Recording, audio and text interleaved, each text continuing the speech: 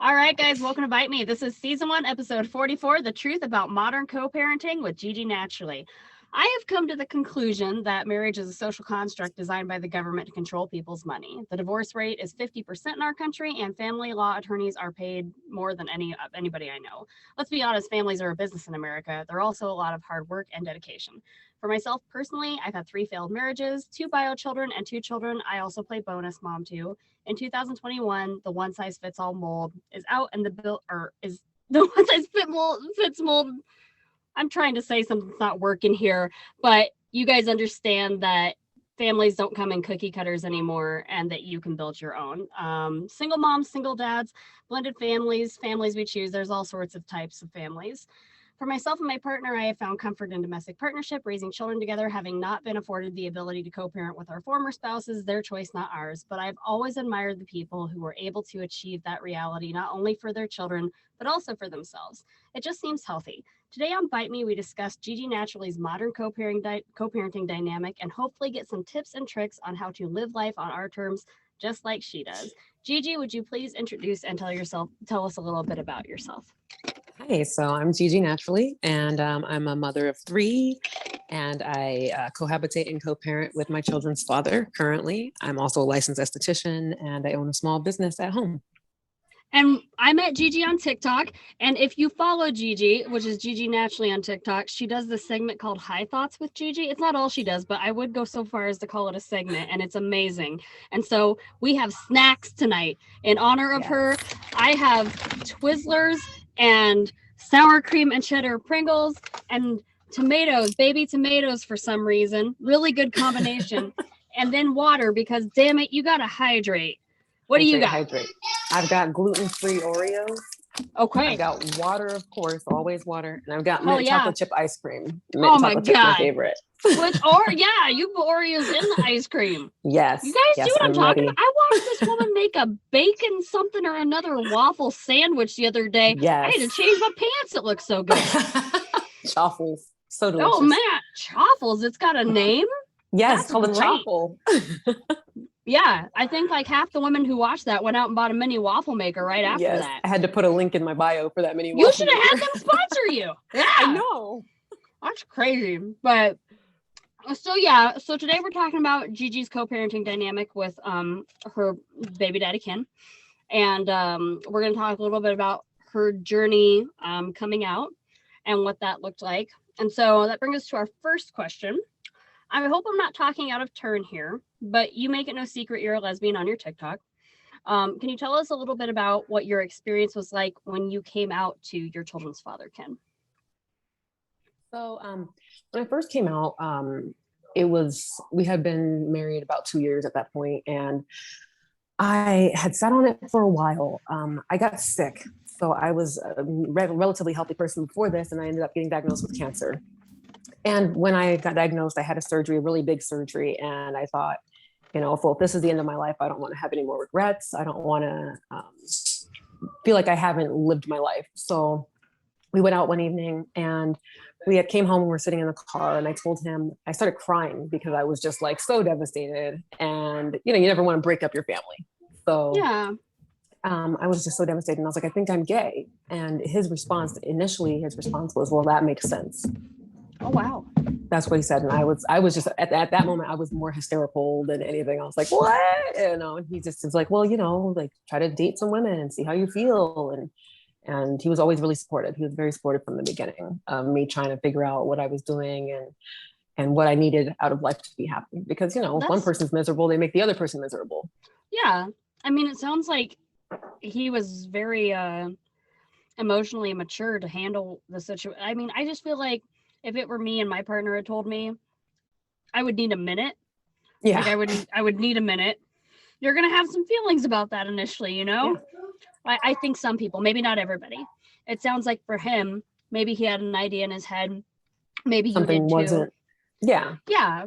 And so it was able to work out for you guys. That's nice that you had that response. Yeah. There were ups and downs, obviously, but the initial was not it wasn't a bad experience initially. Well, that's good. I think that that's wonderful that you guys are able to just be totally open with your feelings like that. I'm sure it makes it for a really nice home dynamic for your children. Yeah, it made it a lot easier. Well, that's awesome. So after coming out, like on the topic of children, how did you guys all handle it? Like, what made the conclusion that, like, okay, we're going to do this. This is how we're going to be a family. And what did that look like as an adjustment? I mean, I know on TikTok, sometimes you talk about like he'll date, you'll date, but you're in the same household. Mm-hmm. So at the time, because I was coming out of a sickness, we were like, okay, well, we'll stay in the house together. And once I'm better and I can work, I would go out and I'd work and I'd get my own place. And that was our initial train of thought that we were going to do, just so I wouldn't be in a bad situation. Because, what any decent man doesn't want the mother of his children to be in an unhealthy situation with his children, Right. So we initially did that. And then we ended up it worked. It just worked out. Like we were able to get along, and not much changed in our day-to-day life. Like really not much changed at all. We separated rooms because we had enough rooms in our house, but he had his own room. We flipped a coin for the biggest bedroom. For the master? Who got it? Yeah, for me. Oh yeah, nice. Yes. And I have He more don't junk need it. anyway. And He's got all that money. Yeah. So, he can go build himself a shed like a white male would, So we flipped a coin and I got the master bedroom, and we just continued on with our normal day-to-day life, besides sleeping in separate rooms. So there wasn't a big change. There wasn't really a big shift in the dynamics of our home life. He would get up in the mornings with the kids because he used to work in the afternoons, and then I'd be there with the kids in the afternoons. So yeah, we were lucky that it wasn't a huge shift for us. Yeah. It sounds like from a family standpoint for the children and also economically, it made more sense. Yeah. And probably in your minds, it's like, why not? I think so many people get caught up in this. We're in this mold. We're in this mold. We're in this mold. Yes. Not even necessarily what will people say, but like we have this thought process in our head that, oh, if we're not together, then we have to divorce and have to be in different households. Yes. Everything has like a box that it has to fit in. Yeah. And divorce fits in a certain box, and having kids fits in a certain box. So when you're like venturing outside of those boxes that people kind of put you in, everybody else might be like, whoa, what's going on? We're like, well, it just makes sense. It doesn't make sense for either of us to have to be struggling or far away from the kids or this doesn't make any sense. Yeah. So for us, it's made perfect sense to stay here, work together, let the kids see both of us every day, than separating, especially since we weren't dangerous to each other. We weren't dangerous to the children. No one was in harm's way. So it's like, okay, no one's being harmed, then why make life harder? Yeah. There's no there's no cheating. I mean, it's not cheating, there's no, there's not it's not like there's not infidelities going on. There's not drugs going on. There's not domestic abuse going on. Why would you leave that situation? We had nothing going on that was a danger to either of us or our mental health or the children's mental or physical health. So yeah, it just made sense. We still get a lot of people that are like, why? Well, it makes sense. Why would we make our lives harder? Why would we make our children's lives harder if we didn't have to? Yeah. I mean, I bet the children barely noticed any change. And I'm sure it's been explained to them, but I'm sure for them, it was a very easy transition. Mm-hmm. Yeah, kids are resilient. They don't care about that kind of stuff, and then we didn't have the messy divorce where like a lot of people will end up in a divorce and the mom and dad will be talking bad about each other. Your mom's house, she's talking bad about how your dad did this, and you go to dad's house and he's talking bad about how your mom did this, and we don't have that. So it's like we were trying to spare our children some of the trauma that comes along with having your parents break up, because you can't protect them from everything, but you can try to reduce any damage that you do along the way, because we're not perfect. There's no instruction manual for this.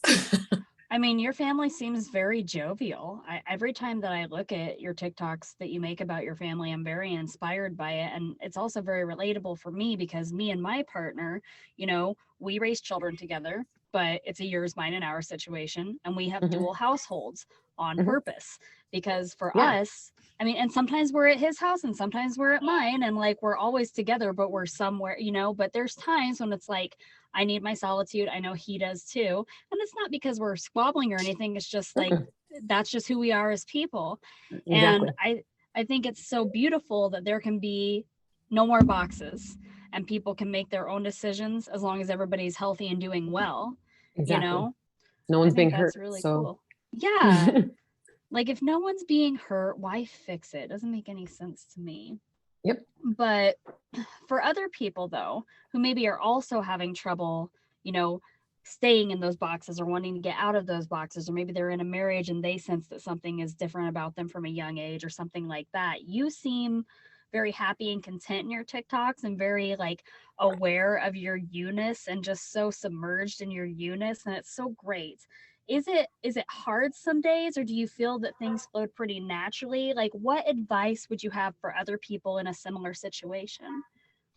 So there were hard times. There were definitely some hard times, just like with anything in life. Nothing is always rainbows and sunshine. Like Yeah. we had some times where we didn't want to speak to each other, and we'd have to be in our own spaces, and we didn't have our own spaces because we lived in the same house. So there were Yeah. times where it's like, okay, I'm in my room, he's in his room, we're not talking. And that was in the beginning, like the first year or two, it was up and down until we got into the swing of like, okay, this is how things are going to be. This is how we're going to do things.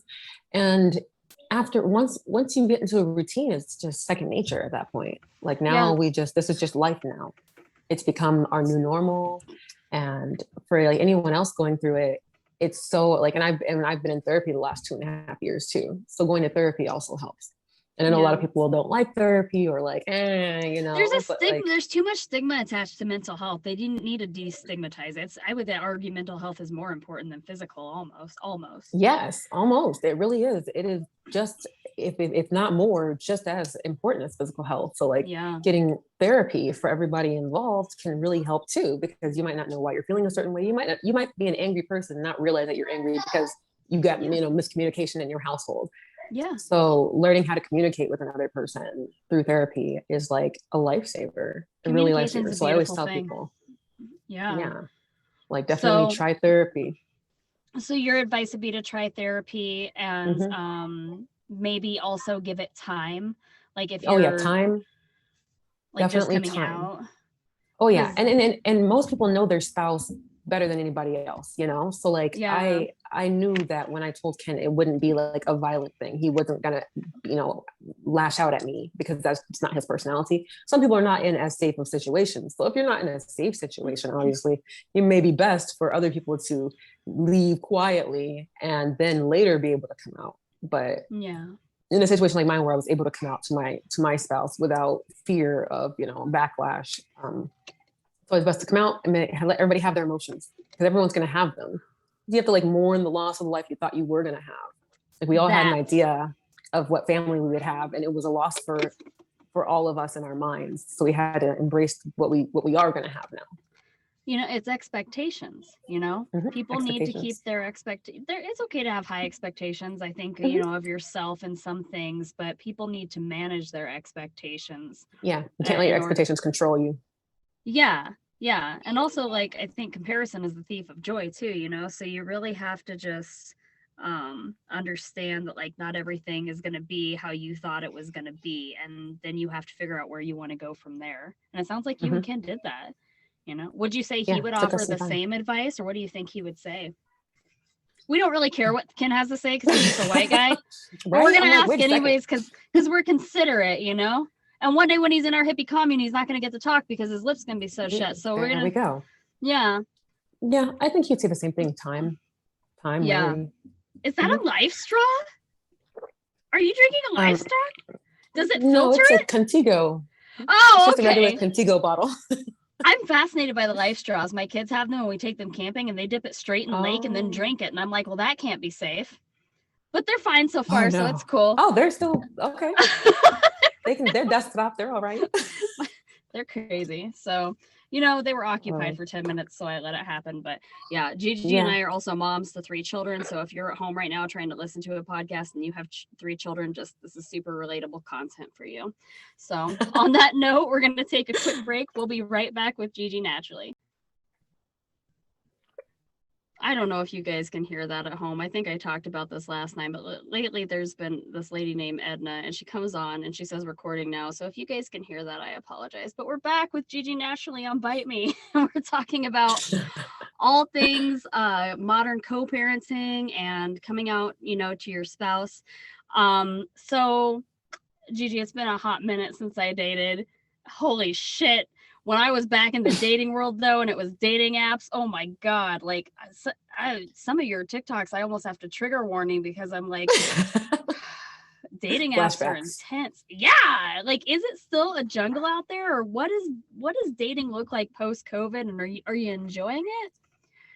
Oh, I dating is hope. wild. It is wild. Yeah, I actually started a series of videos on my TikTok thing called Gigi Does Dating because yeah. it is rough out there. And the You've people on already dating been on some apps, adventures, yes, like I've been on some adventures. that one chick, and it seemed like it was going somewhere, and then things were said that really didn't need to be said. No, I no, got because to people are thinking about it. shocking. Like that'd be like me telling my partner Eric that I was a border patrol agent once. You know what I'm saying? What she said to you, all the Right? words in the world she could have said, and that's what she I chose. know. Yes, yes. So, you might come across people who were slave owners in their past lives Wow. when you're dating. Oh So my God. that's out there. That's out That there. really And happened to Gigi, you guys. It that really happened. happened. That really happened. And we had been friends for a while, her and I, before that whole thing fell out. So, and I never heard that before that. She's like, it's time to tell you. So yeah, dating is rough. I like it, but I don't. Yeah. I have like this endless hope for like love and fairy tales and whatnot. But then some days I'm like, why am I even doing this? This is stupid. I don't want to do this, So I go back and Yeah. forth. But I spend more time looking forward to it than I do dreading it. So there's that. Yeah. I mean, I feel like it's especially harder at our age after your 20s, Yeah. because Yeah. like there's going to be baggage. You're either going to have been married before, or you have kids, or you're a narcissist and that's why you don't have a partner. Yes. So you'll go through that, or maybe you just say some dumb shit that doesn't need said. Oh man, that's a lot to unpack there. Oh, And you yeah. never know, Dating.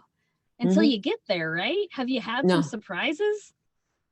With dating, oh gosh, yeah, it's been a lot of different situations. A lot of people, especially like you said, once you get in your 30s, it's hard. It's much harder to date because we all have so much baggage. And then people in their 20s are they're players.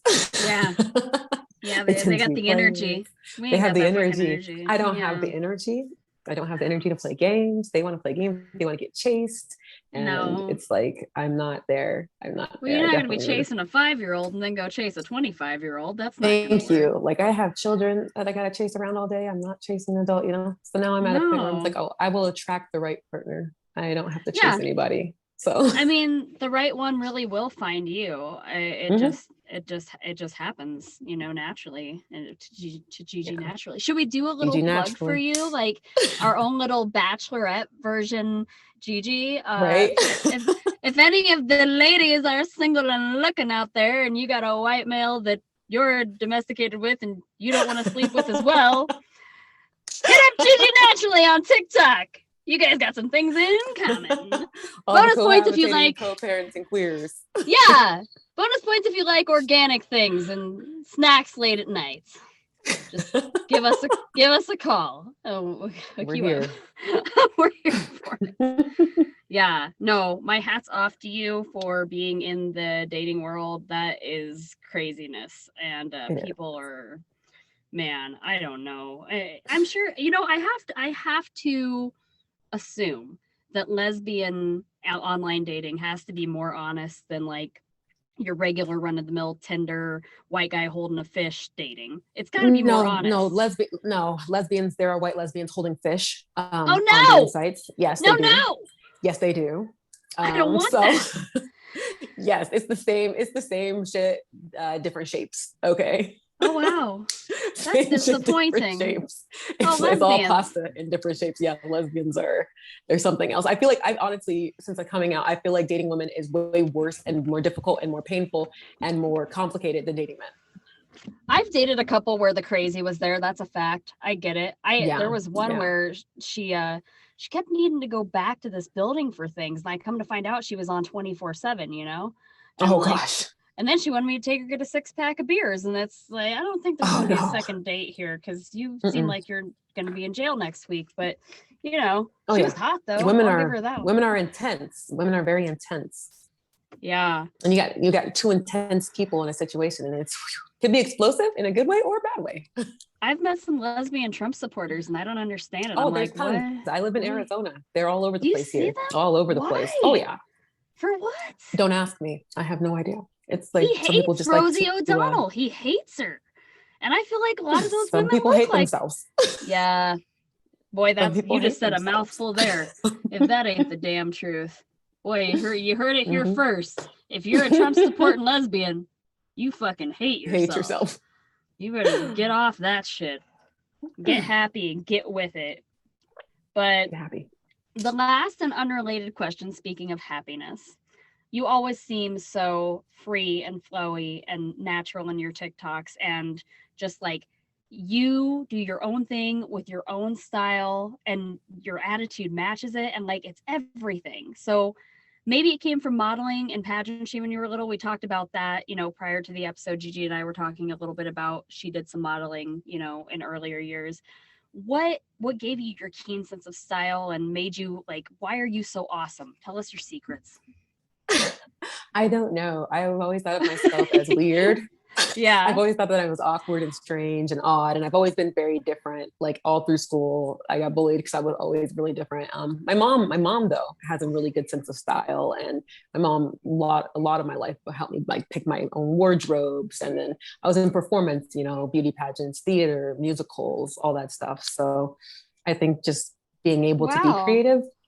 And then now as an adult, like once you're an adult, you can afford to do the things that you want now. Once you have, a job, and it's like, I can afford to be this person. And so everything I ever wanted to be as a teenager, I get to be now. You are your own character. I am. Like, I was like, oh, everything I wanted to be when I was younger, I get to be now. So that's what I do on my TikTok, is to get to be me in whatever form that is. Cause I like to switch it up. Yeah, but I feel like you would go to the grocery store like in a Spice Girls outfit if you wanted. Oh, I totally do. You would rock it. Totally do. I do go out like that. It's your blue wig for me. Oh man. Yes, it's I go out like that for sure. Yeah, it is excellent. If I saw you in public, I'd be like, yes. Who are you? That lady knows what is up. I want to go stand next to her and just be in her essence. Oh, thank you. I do what I can.